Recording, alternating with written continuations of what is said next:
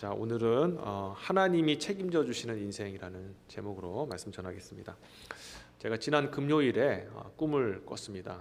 꿈을 꿨는데 기분이 좀 좋은 꿈을 꿨습니다. 어떤 꿈을 꿨냐면 한 번도 만나지 못한 한 부부가 있었습니다. 꿈이라서 그 얼굴이 정확하게는 누군지 몰랐는데 그 두 부부를 이제 앉혀놓고 같이 식사를 하는데 제 마음속에 이 두 부부에게 복음을 전해야겠다라는 그런 생각이 들었어요. 그래서 꿈에서 제가 식사를 다 한 다음에 일어나려고 하는데 복음을 전해야겠다 하면서 예수 그리스도의 이름을 이제 선언했습니다. 성도님, 아무리 그렇게 인생을 그렇게 살아가신다 할지라도 결국에는 예수님을 믿지 않으면 아무 소용이 없습니다. 예수 믿고 죄 용서함 받고 구원함을 받아 하나님의 백성이 되시기를 바랍니다 하고 꿈에서 제가 이렇게 복음을 전했어요.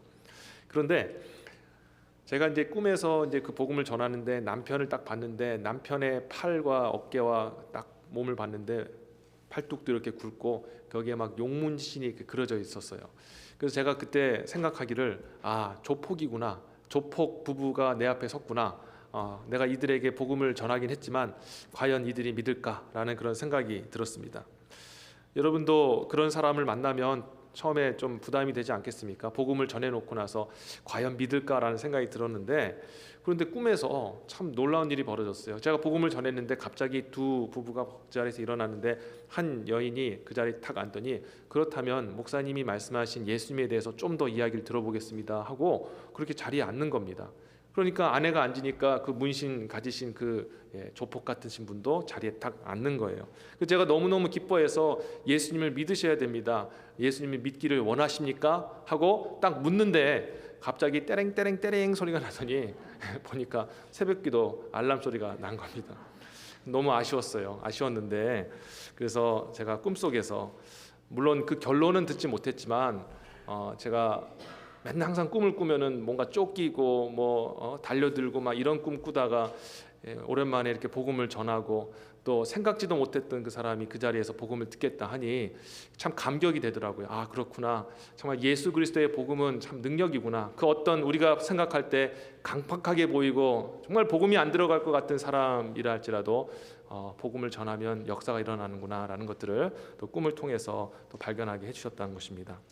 여러분들도 인생을 살다 보면은 제가 만난 조폭 부부같이 참 답답한 사람들을 만날 수 있을지도 모르겠습니다. 또 오늘 본문에 등장하는 대제사장, 서기관, 바리새인들 이런 무리의 사람들과 같이 우리 믿는 자들에 대해서 적극적으로 대적하고 미워하고 불이익을 끼치는 그런 사람들을 만나서 그들과 함께 같이 여러분들이 인생을 살아가게 될 것입니다. 인생에 찾아오는 모든 거의 대부분 문제는 어떤 사건 때문에 일어나는 것이 아니라 바로 사람 때문에 일어나는 것이죠. 사람들이 우리에게 좋은 사람들이 우리와 함께 한다면 참 행복한 일이지만 우리는 항상 만날 때 우리와 또 부딪히고 또 마음에 들지 않고 심지어는 우리가 그리스도인이라는 이유로 여러 가지 그런 고난과 어려움을 그렇게 끼치는 고통을 주는 그런 사람들하고 함께 같이 걸어갈 수밖에 없는 인생을 사는 것입니다. 여러분들이 이런 인생을 살아갈 때 우리가 도대체 누구에게 도움을 구하고 우리가 어떻게 도움을 받을 수 있을까라는 생각을 하게 되실 거라고 저는 그렇게 생각합니다. 자, 그럼 오늘 본문을 통해서 누가 우리를 도울 것이며 우리가 어떻게 할 때 주의 도움을 받을 수 있는지 같이 좀 살펴보기를 원합니다. 자, 본문을 잠깐 다시 살펴보겠습니다. 예수 그리스도의 복음만을 전했던 사도들에게 큰 환난이 찾아왔죠. 복음을 전했더니 수많은 사람들이 예수의 복음에 무릎을 꿇고 주께 돌아온 것입니다. 희한한 일이었죠. 제가 아까 잠깐 처음에 말씀드렸다시피 이 사람들은 도대체 복음을 받아들일 만한 사람이 아니었는데 복음을 받겠다고 역사가 일어난 것처럼 그 당시에 많은 유대인들, 예수 그리스도를 적대시했던 그런 많은 사람들, 심지어는 예수님이 십자가에 달려 죽으실 때에도 그를 십자가에 못 박으라 했던 그런 사람들도 아마 포함이 됐겠죠. 그런데 사도들이 예수의 복음을, 오직 순수한 예수 그리스도의 복음만을 전했을 때 그들이 그 예수 그리스도의 복음을 믿고 변화되어지고 회심되어지는 놀라운 역사가 일어나게 되었습니다. 그뿐만입니까? 예수의 복음을 전했더니 하나님께서 성령을 통해서 예수의 복음이 사실이다, 이들이 전하는 예수가 진짜 실존하는 이이시고 지금 역사하시는 하나님이시다라는 것을 알리시기 위해서 병든 자의 병을 고쳐주시고 귀신 들린 자의 정신을 깨끗하게 하시는 새 생명의 역사가 일어나게 되었다는 것입니다. 그러다 보니까 대제사장과 서기관과 바리새인들의 무리들은 굉장히 위기를 느낀 겁니다. 왜냐하면 자기들이 볼 때 신흥 종교, 이단 종교인 예수교에 수많은 사람들이 지금 입적을 하고 있고 자신의 그 통치 기반과 권세들이 흔들리고 있었기 때문입니다. 왜냐하면 대제사장, 바리새인, 서기관 이 사람들의 무리는 오직 자기들만이 하나님의 말씀을 가르칠 수 있고 또 그 말씀을 통해서 그들을 통치하고 또 다스릴 수 있는 권세가 있다고 생각을 했는데 정말 듣도 보지 못했던 그 신흥 이단 종교인 예수교가 점점 커지더니 자기들보다 더 큰 영향력을 끼치는 것을 보면서 큰 위기를 느낀 것입니다. 그래서 그들은 그 제자들, 사도들을 공회에 불렀습니다. 사내들인 공회라고 하는데 이 공회는 이스라엘의 정치, 경제, 모든 종교 모든 부분에 있어서 가장 큰 권위를 가지는 그런 결의기관입니다. 오늘날 우리로 보면은 뭐 국회라고 할 수 있는데 이 사내들인 공회의 이름으로 그들을 불러서 그렇게 경고를 한 겁니다. 너희가 다시는 예수의 이름으로 무엇인가 말하지도 말고 가르치지도 말라. 그럴 땐 너희가 큰일 날 줄 알아라 하면서 겁박을 하면서 쫓아낸 것입니다. 그런데 사도들이 어떻게 했습니까? 그 말을 듣고 그냥 무시한 겁니다. 나는 인간의 말을 듣는 것이 아니라 하나님의 말을 듣는다 하면서 하나님의 뜻대로 나는 말씀을 전하겠다면서 그렇게 말씀을 전하게 된 것입니다. 자, 그런데 이렇게 말씀을 전하고 막 역사가 일어나고 오늘 본문을 보니까 또 심지어는 베드로가 지나가는 그 자리에 그냥 그림자라도 덮이면 사람들이 나음을 입을까 해서 수많은 사람들이 이 제자 중심으로 해서 모이고 복음이 선포되는 놀라운 역사가 일어나게 되었는데요. 그때에 이 공회의 위원들이 그 제자들을 다시 붙잡아서 신문을 하게 됩니다. 자, 그런데 놀랍게도 그런 위기 속에서 하나님께서 건져주셨는데 어떤 이유로 건져주셨을까요? 여기 본문 오늘 보시면 25절 보시면요, 성전 맡은 자가 간속들과 함께 가서 저희를 잡아왔으나 강제로 못하면 백성들이 돌로 칠까 두려워함이로라 라고 기록되어 있습니다. 지금 가장 큰 권세를 가지고 실질적으로 사람들의 생명을 좌지우지할 수 있는 그런 권세와 그런 능력을 가진 공회위원들이었는데 이 사람들이 사도들을 대해서 아무런 어떤 조치도 취하지 못하고 뭐 어떻게 손을 댈 수가 없는 상황이었어요. 근데 그 이유가 무엇이었을까? 보니까 오늘 읽으신 본문 6절을 보니까 백성들을 두려워했기 때문이다라고 기록이 되어 있습니다. 그럼 이 백성들이 누구일까요? 이 백성은 그냥 아무나가 아니라 바로 예수 그리스도의 복음을 듣고 예수를 믿게 된 하나님의 백성들, 새롭게 세워진 하나님의 백성들이었다는 것입니다. 여러분, 이게 무슨 의미일까요? 우리가 인생을 살다 보면 순간순간 어려움을 겪고 위기를 당하고 참 곤란한 것처럼 보일 수도 있는데 주님께서 이런 우리의 인생 속에 우리를 도와줄 수 있는 하나님의 사람들을 많이 예비해 주시고 붙여주고 계시다라는 것을 저와 여러분들이 믿어야 한다는 것입니다. 여러분, 오늘 본문에 보니까 13절에 보니까요, 뭐라고 기록되어 있냐면 그 나머지는 감히 그들과 상종하는 사람이 없으나 백성이 칭송하더라. 무슨 말이냐면요, 그 나머지는 이라는데 이 나머지라는 것은 예수를 믿지 않는 그런 사람들을 얘기합니다. 예수를 믿는 사람을 뺀 그 나머지는 그럼 누구를 말하는 걸까요? 바리새인들, 서기관, 그다음 대제사장 같이 마음을 굳게 하여서 강박한 마음으로 예수를 거절했던 사람들을 얘기를 하는 겁니다. 그런데 이 사람들이 어떤 일이 벌어졌냐면 그들과 상종하는 사람이 없으나 라고 했는데 여기 그들은 누구를 얘기하냐면 예수를 믿는 사람이에요. 그래서 이 13절을 보면 우리가 바리새인, 서기관 이 무리들이 마음이 강박하여서 예수 믿는 사람을 아주 무시하고 폄하해서 상종을 하지 않았다라고 생각할지 모르겠지만 이게 영어 성경 NASB 성경을 보면 이렇게 기록이 되어 있습니다. But none of the rest dared to associate with them 이렇게 기록되어 있어요. None of the rest라는 거는 믿지 않는 사람의 그 어떤 사람도 누구도 dared to associate with them 했는데 dared라는 것은 감히 뭐뭘 하다라는 뜻을 가지고 있잖아요. 감히 그들과 믿는 사람과 함께 같이 어울릴 수가 없었다라는 겁니다. 그러니까 13절을 우리가 그냥 한글 성경을 보면 마치 바리새인들과 서기관들의 무리가 기독교인들을 무시하고 폄하해서 난 너희하고 상종하지 않아처럼 보이지만 실제 의미는 무엇이냐면 그들이 그 믿지 않는 그들이 감히 그 예수 그리스도의 공동체에 들어가고 싶어도 들어갈 수가 없었다. 그들과 함께 할 수가 없었다라고 이야기를 하고 있는 겁니다. 그 이유가 무엇일까요? 예수의 복음이 증거되어졌을 때 사도들이 우리 좀 도와주시오, 우리를 좀 구해 주어야 우리가 복음을 전하지 않겠습니까 하고 그렇게 하지 않았어요. 그냥 그들이 했던 건 뭐냐, 예수 그리스도의 복음만 전했거든요. 예수의 이름만 높이고 예수가 누구신지, 예수가 우리를 위해서 하신 일이 무엇인지만 선포하였습니다. 순수한 복음만을 전했어요. 그랬는데 성령께서 이 모든 사람들의 마음을 하나 되게 하셔서 성도 되게 하셨을 뿐만 아니라 이 사도들을 보호하고 지키는 이 서포터로 바꿔주시는 그런 놀라운 역사를 일으켜주셨다는 것입니다.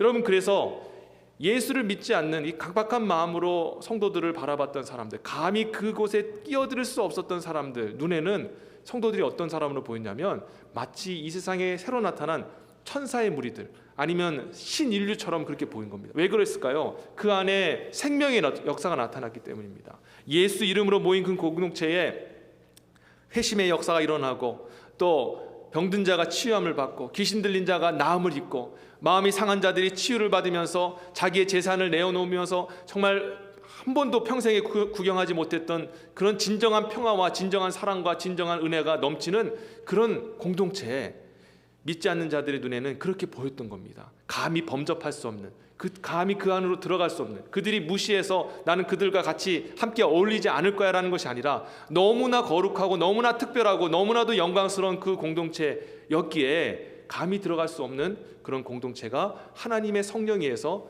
이루어지게 되었기 때문이라는 것입니다. 그런데 오늘 본문 26절 보니까 그 공동체 사람들이 이 사도들을 보호하고 있더라는 것입니다.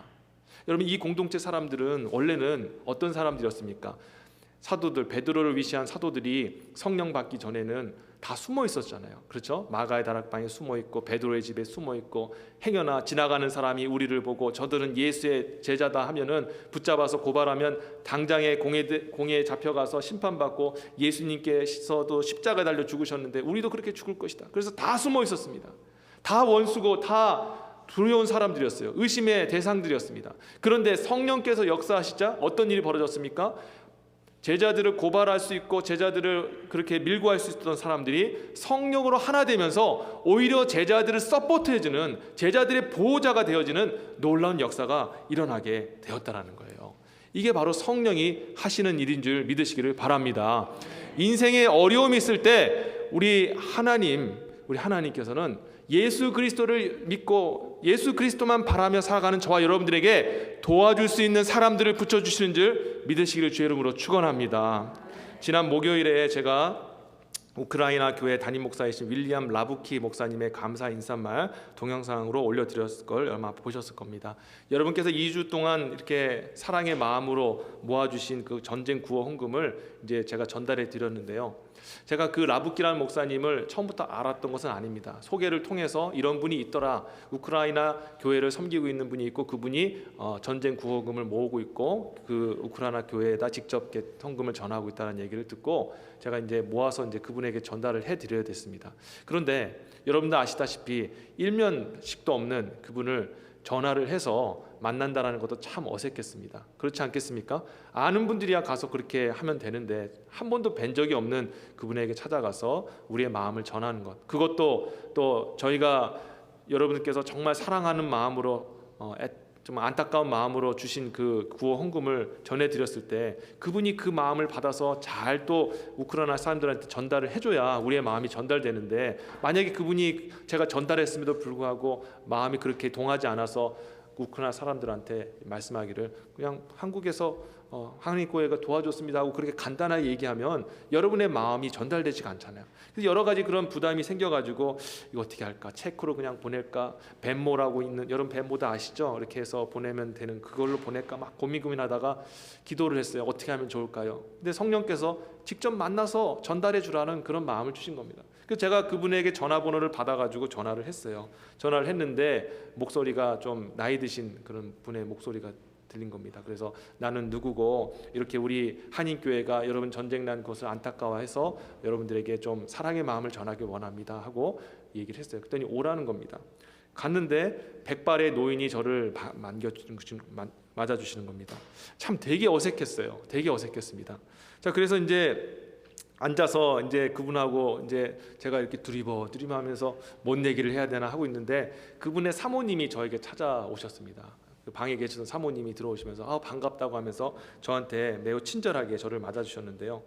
그래서 저희가 이제 얘기를 하면서 우리가 왜 이 성금을 모으게 됐는지를 이제 전달을 했습니다. 우리도 푸틴과 같은 공산주의자 김일성이라는 사람 때문에 1950년 6월 25일 날 남침 한국에 전쟁이 일어났습니다. 그래서 3년 동안 수십만 명이 무고한 우리 한국 사람들이 그렇게 생명을 잃었습니다. 이번에 공산주의자 푸틴이 그렇게 우크라이나에 침범해서 무고한 우크라이나 사람들을 그렇게 죽이는 그 일들을 볼 때 너무 마음이 아팠고 또 같이 전쟁을 경험한 그런 사람으로서 여러분들에게 도와드렸으면 좋겠습니다. 우리 모든 크리스찬들이 여러분들의 사랑을 전하길 원합니다라고 그렇게 말을 했습니다. 근데 그 얘기를 듣고 나서 라부키 목사님의 사모님이 그 얘기를 듣고 갑자기 눈시울이 붉어지더니 막 이렇게 눈물이 그렁그렁하면서 저에게 영어로 너무너무 고맙습니다. 당신들을 통해서 주님의 사랑을 느끼게 해주셔서 얼마나 감동이 되는지 모릅니다 하면서 제 손을 잡아주시면서 그렇게 우는 거예요. 제가 그 말을 들을 때 마음이 저도 얼마나 감동이 되는지 모르겠습니다. 그때 그 순간 저는 어떤 마음을 느꼈냐면 이 목사님과 사모님과 제가 주 안에서 진짜 그리스도 안에서 형제 자매가 되었다는 것을 확 느낄 수가 있었어요. 한 번도 뵌 적이 없었던 그분, 정말 제가 영어를 쓰시는 그 백발 노인을 언제 한번 얘기를 하고 제가 그렇게 하겠습니까? 한 번도 만나본 적 없고 그분도 저를 만났을 때 되게 어색함이 느껴졌는데 순간 그렇게 저희가 마음을 나누고 예수의 이름으로 사랑을 전했더니 그때 성령께서 역사하셔서 저와 그 목사님과 사모님을 하나 되게 하셨다는 거예요. 그때 저는 참 느꼈습니다. 그렇구나. 성령께서 순식간에 하나 되게 하시는구나. 여러분, 그 목사님과 사모님이 우리를 기대했겠습니까? 시온제일교회라는 것을 이미 알아서 이분들이 나중에 우리에게 구호 성금을 보내겠지라고 그렇게 기대했겠어요? 아니라는 거예요. 성령께서 역사하시고 감동 주셔서 우리가 그 구호 성금을 가져다 드릴 때 그분들은 어떤 마음이 들었을까요? 깜짝 놀란 하나님 보내신 그런 사람으로 선물처럼 느껴지지 않았겠습니까? 여러분, 마찬가지인 것입니다. 우리가 인생에 어려움이 있고 고통이 있을 때 하나님께서는 예수 믿는 저와 여러분들을 위로하시고 함께 도울 사람들을 주변에 많이 마련해 놓으시고 때에 따라서 함께 하시게 하시고 저와 여러분들을 도우시고 같이 함께 어려움을 견딜 수 있도록 겪어나갈 수 있도록 도와주시는 하나님이신 줄 믿으시기를 주 이름으로 축원합니다. 이세벨 여왕에게 쫓겼던 그 엘리야가 얼마나 좌절하면서 하나님 앞에 쓰러졌습니까? 내 생명을 취하시옵소서. 근데 왜 그런 이유를 가지고 하나님 앞에 항변했습니까? 하나님, 지금 제가 바알과 아세라 선지자들과 지금 싸움을 하는데 아무도 저와 함께하는 이가 없습니다. 오직 모든 사람 다 없어지고 나만 홀로 고군분투하고 있습니다. 너무 힘듭니다 라고 주님 앞에 그렇게 고백을 했을 때 열왕기상 19장 18절에서 하나님 뭐라 말씀하셨어요? 여러분 다 아시는 말씀이죠. 그러나 내가 이스라엘 가운데 7,000일을 남기리니 다 무릎을 바알에게 꿇지 아니하고 다 그 입을 바알에게 맞추지 아니한 자니라. 아멘. 엘리야야, 두려워하지 마라. 너 혼자 이 일을 겪는 것처럼 보이지만 너를 위로하고 너와 함께할 나의 백성들 7,000일을 너 곁에 남겨두었다라고 말씀하고 있는 것입니다. 사랑하는 성도 여러분, 저와 여러분들은 혼자 신앙생활을 하는 것이 아님을 여러분 믿으시기를 바랍니다. 우리가 오직 예수 그리스도를 바라보고 예수만을 우리가 소망하면서 예수께 도움을 구하며 나아가면 예수님께서는 우리와 같이 함께 같이 예수를 믿는 사람들을 만나게 하셔서 우리의 문제를 해결해 줄 수 있는 믿음의 동역자를 만나 주시고 또한 우리가 그들의 문제를 해결해 줄 수 있는 사람으로 우리를 보내셔서 서로를 돕고 서로를 세우며 우리를 보호하시고 지켜주시는 하나님의 은혜가 임하는 것입니다. 그 사도들이 정말 이전에는 주변에 있던 사람들이 자기를 고발하고 자기를 미워하는 사람들이었지만 성령께서 하나 되게 하실 때 그 누구보다도 자기들을 보호해주는, 그래서 그 감옥에서 건져내주시는 그런 도움을 주셨던 것처럼 우리 하나님께서도 저와 여러분들, 믿음으로 살아간 저와 여러분들로 믿음의 동역자를 만나게 하여서 도움받고 승리하게 하실 줄 믿으시기를 다시 한번 주의 이름으로 축원합니다. 네. 자, 두 번째 말씀 잠깐 살피길 원합니다. 자, 사도들이 이제 공회에서 쫓겨났는데 이제 복음을 전하다가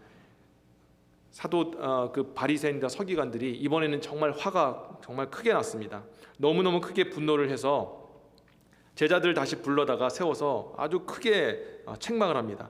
내가 공예의 이름으로 너희들에게 얘기를 했거늘 예수의 이름으로 도무지 말하지도 말고 무엇인가를 가르치지도 말라 하였는데 어찌 너희가 또 그렇게 하느냐 하면서 그렇게 사도들을 책망을 하게 됩니다. 자, 그래서 27절 28절에 보면 이렇게 사도들에게 대제사장이 이렇게 얘기하죠. 저희를 끌어다가 공회 앞에 세우니 대제사장이 물어 가로되 우리가 이 이름으로 사람을 가르치지 말라고 언금하였을 때 너희가 너희 교를 예루살렘에 가득하게 하니 이 사람의 피를 우리에게 돌리고자 함이로다 하면서 강력하게 그렇게 항변을 하고 있습니다.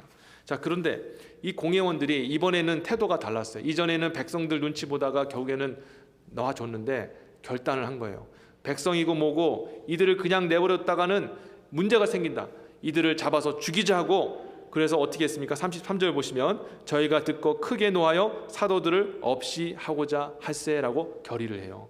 그냥 결의를 했는데 이게 그냥 결의가 아니라 산헤드린 공회에서 한 공식적인 이스라엘 그 대표 사람들이, 정치 경제 모든 그 종교의 사람들이 모인 산헤드린 공회에서 결의를 한 겁니다.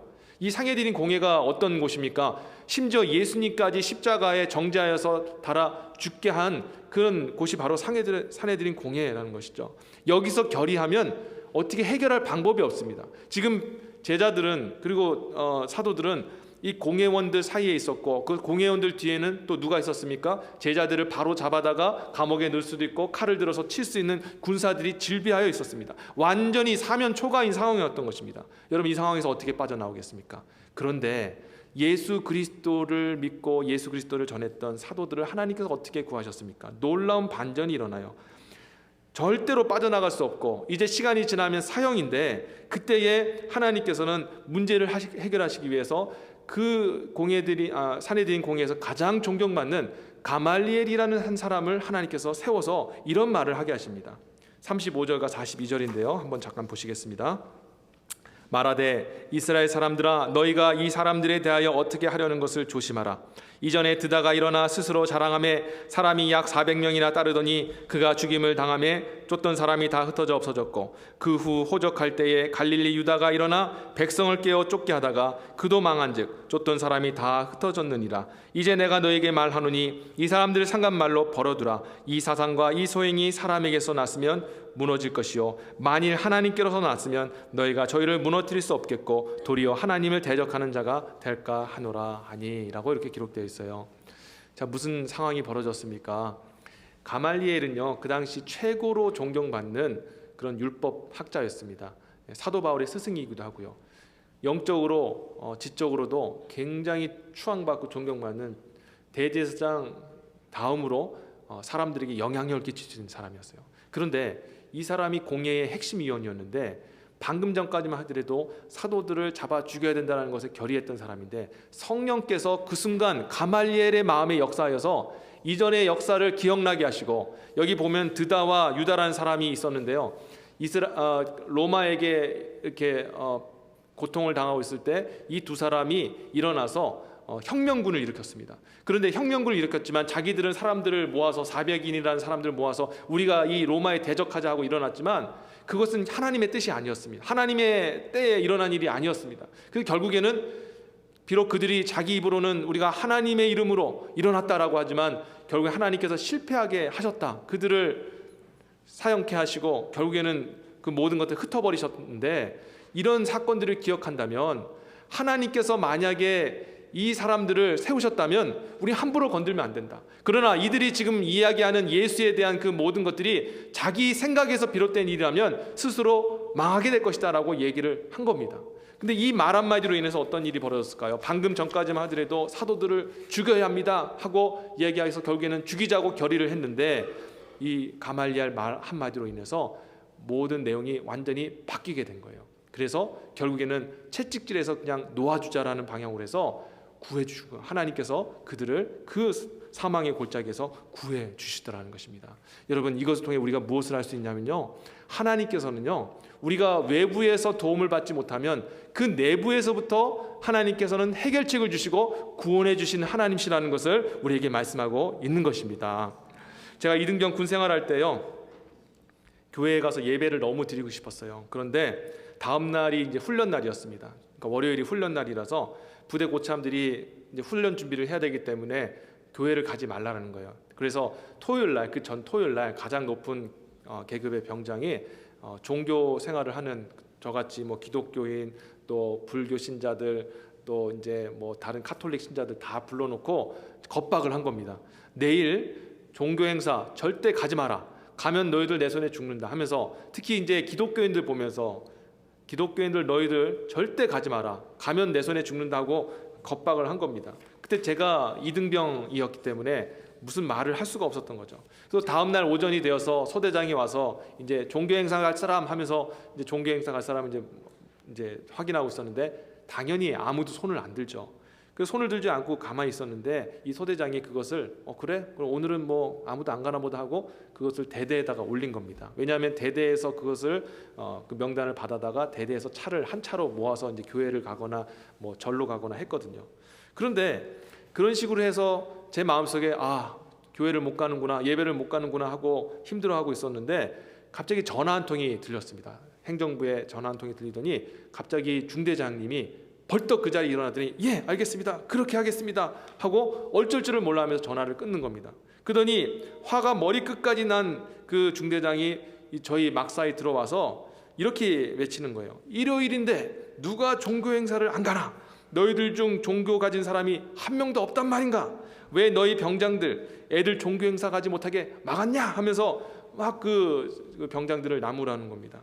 그 종교 행사를 왜 안 갔는가 이렇게 얘기를 들어보니까 알고 보니까 대대장님이 기독교인이었던 거예요. 그런데 항상 오던 애들이 안 보이니까 그 중대장한테 전화를 한 겁니다. 어이 중도장, 아니 왜 우리 교회 갈 애들이 보이지 않아? 하니까 중대장이 이제 깜짝 놀란 거죠. 그러면서 얼버무린 거예요. 지금 저희가 좀 준비 중인데 곧 보내겠습니다, 그렇게 하겠습니다 하고 끊었는데 화가 난 거죠. 알고 보니까 이 지금 아이들이 이제 종교 생활을 못 한다는 것을 이제 알게 된 겁니다. 그래서 뭐라고 중대장이 얘기냐면 앞으로 너희들 절대 종교 행사 가는 애들 막기만 해봐라. 너희들 내 손에 죽을 줄 알아. 그러면서 그때 이후로 정말 하나님께서 역사하셔서 종교 행사, 다시 말해 우리가 교회를 갈 수 있고 예배 드릴 수 있는 길이 열리게 되는 놀라운 역사가 일어나게 되었어요. 여러분, 하나님은요 문제 해결이 바깥에서 이루어지지 않을 때 안에서부터 해결하시는 하나님이신 줄 믿으시기를 바랍니다. 우리를 핍박하고 우리를 괴롭히는 그 사람들의 마음을 아예 바꾸셔서 가말리엘을 그 사람의 마음을 바꾸실 줄 누가 알았습니까? 그러나 성령께서 예수 그리스도의 복음을 붙들고 예수의 이름을 전하는 그 사도들을 보호하시고 지켜주시고 그 교회를 온전케 하시기 위해서 그렇게 가말리엘이라는 그 대단한 사람의 마음을 바꿔주시는 놀라운 역사가 일어나게 되었다는 것입니다. 성도 여러분, 예수 이름 부르짖을 때, 예수만 믿을 때 문제 해결됩니까? 많은 분들이 거기에 의구심을 갖습니다. 그러나 오늘 분명히 말씀드립니다. 예수 믿을 때, 예수 이름 붙잡을 때 문제 해결되는 줄 믿으시기를 주의 이름으로 축원합니다. 우리 하나님께서 어떠한 방법을 통해서든지 저와 여러분들을 도우시고 그 어려움과 위기 속에서 건져내 주시는 줄 믿으시기를 바랍니다.